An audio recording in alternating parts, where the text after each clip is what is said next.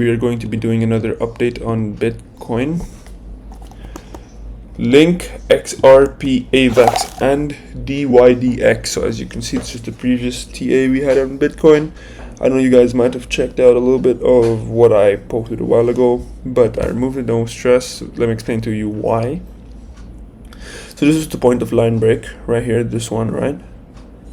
This was the point of line break, which is why, with that being said, what are we supposed to exactly do with something like this?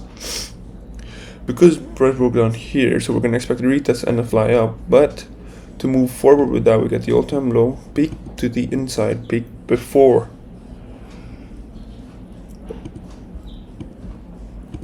the move downwards, right? So now we have this specific box. That was a positive trade. We didn't make some money off that. We didn't even hold it out that long because we were expecting price to come back down. Let me explain to you why. Because we already anticipated when this moved down, this was going to be an inside mark. So when price came down here trading, it broke through, came back in test, and it's here at the moment, here. And let me mark that out for you. It's going to be right there, which would mean price is going to be shooting up anytime soon. We are definitely going to be expecting an upward movement. That's definitely what I'm looking at for Bitcoin. Now for Solana is definitely looking a little bit more on the... Oh wait, no, sorry, I was supposed to take a look at Link. That's my apologies right there. But with Link, okay, so there's certain price movement right here. So price actually did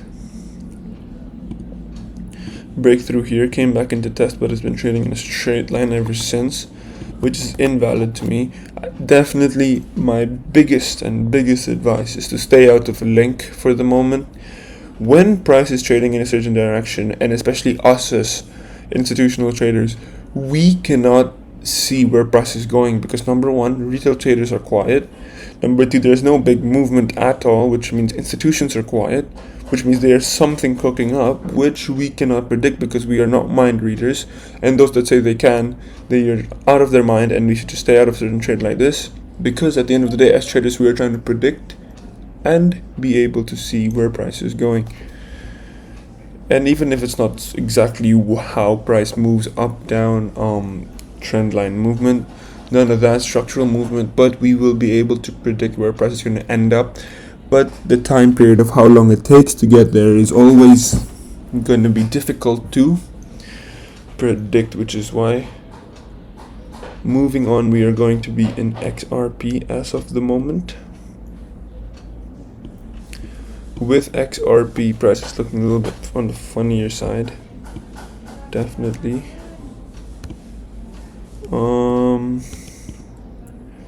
So yeah, there's only one way. So this is price breakthrough, mitigate. Now we're gonna expect see, this is, let me mark out exactly what I see happening, which is gonna happen exactly as I planned.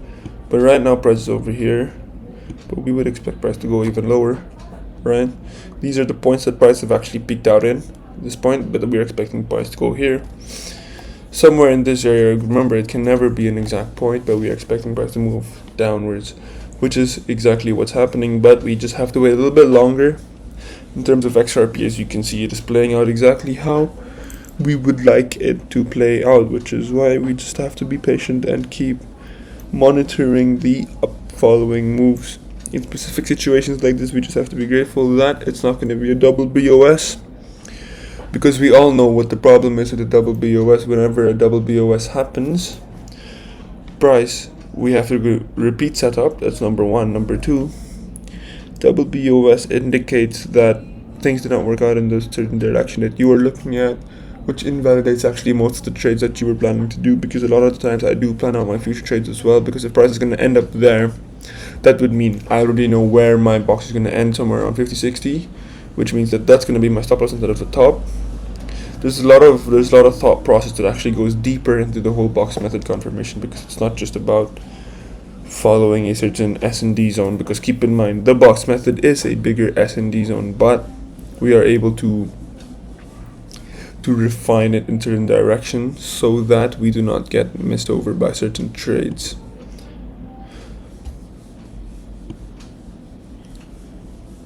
So we are looking at AVAX at the moment. I don't know what this point was. Wait, let me see. Anyways, I can make do with what? With all I have to understand.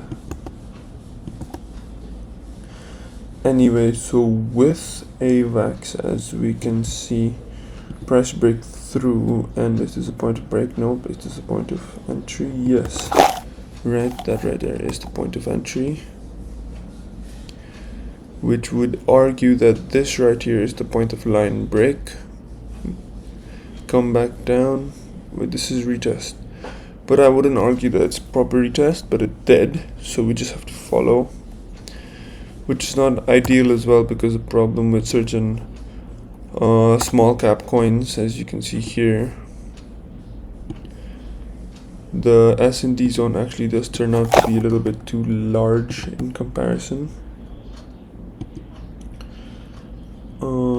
Wait. You want to remove the drawings to just have a little bit of a repeat zone right there. Price up to there, and then here price actually did mitigate a little bit. So price did, I can mark out the point of line break. Then as you can see, price actually did top it off a bit, come back down to mitigate. So from here we are definitely expecting an upside movement with AVAX. But I am not going to be entering this, but AVAX is definitely looking at an upside movement at this certain point in time. So we are definitely going to be looking at some buys in terms of AVAX. If we take a look at DYDX, with DYDX, okay, so we'll just mark out point of line break in both directions.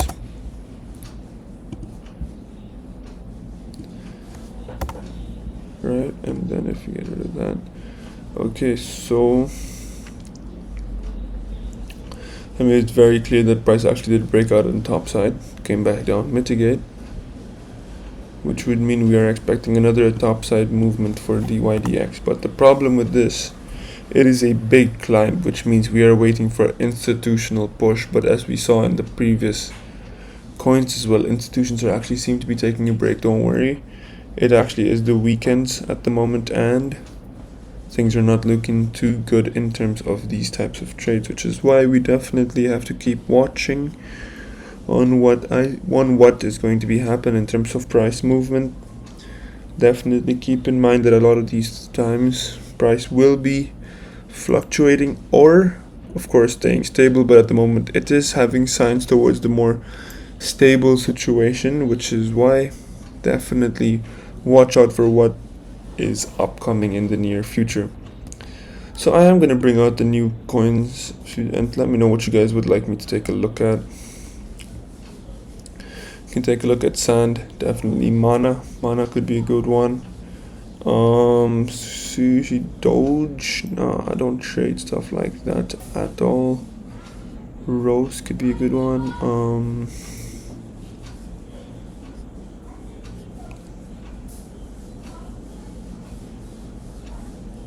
Yeah, actually we can do I think we can do Atom.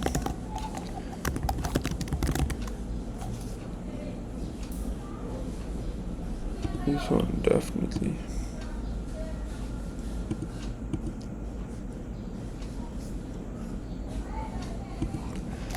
But anyways, in terms of Atom, we have to get the big buy before the big sell, which is why this is the bottom line, right? So we need to get this sell before the buy. But the sell before the buy, we can take one all the way up here to here. Then we can see that price broke through, came back in test, broke through up here. This is point of line break, which would argue that this is your inside movement. And then yeah, so price is trading inside at the moment, which would mean price needs to come out, trade inside and trade up. And then over here, which would mean price needs to come out, trade inside and trade out. That's exactly what's supposed to happen with Atom. So of course, at the end of the day, I hope you guys did definitely enjoy this video. I will be catching you guys in the next one. Like and subscribe, of course, if you did. I will be posting again tomorrow. I know I have taken a break for quite some time because I had some personal things to focus on, And other than that, I hope you guys, of course, did enjoy. I will catch you guys in the next one.